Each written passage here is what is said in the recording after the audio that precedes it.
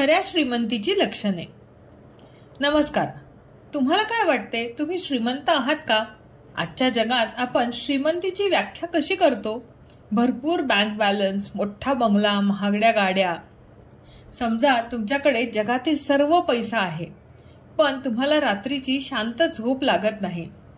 तुमच्या आजूबाजूला सगळे कपटी लोक आहेत, ज्यांना तुमच्याकडून फक्त कोणता ना कोणता तरी फायदा करून घ्यायचा आहे। तुम्हाला सतत कॉम्पिटिशन मध्ये आपण टिकू शकू का याची भीती वाटते का? असं जर सगळं असेल तर तुम्ही स्वतःला श्रीमंत म्हणाल का? हे सुभाषित आपल्याला सांगते की अशा कोणत्या 5 गोष्टी आहेत ज्या तुम्हाला खरे श्रीमंत बनवतात। आरोग्यम विद्वत्ता सज्जन मैत्री महाकुले जन्म स्वाधीनता च पूसाम महत ऐश्वर्यम विनाप्यर्थे। या सुभाषितामध्ये 5 गोष्टी सांगितल्या आहेत की ज्या माणसाला खऱ्या अर्थाने श्रीमंत बनवतात।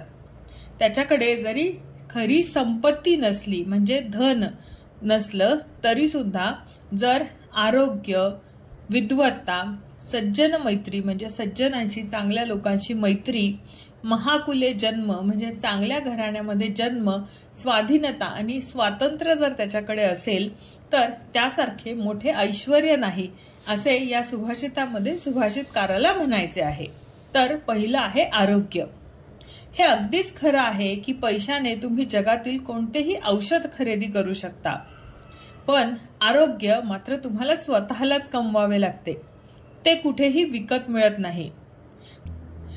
नंतर आहे विद्वत्ता म्हणजे गहन ज्ञान। तुमच्याकडे जर खरी बुद्धी आणि ज्ञान असेल तर तुम्ही कोणत्याही संकटातून बाहेर येऊ शकता, तुमचे हरवलेले धन कधीही परत कमावू शकता। त्यामुळे विद्वत्ता हे खूप मोठे धन आहे। सज्जन मैत्री, सत्पुरुषांची मैत्री। जेव्हा वाईट काळ येतो तेव्हा पैसा नाही तर सज्जन आणि प्रामाणिक मित्रच उपयोगी पडतात। महाकुले जन्म म्हणजे चांगल्या कुटुंबामध्ये जन्म।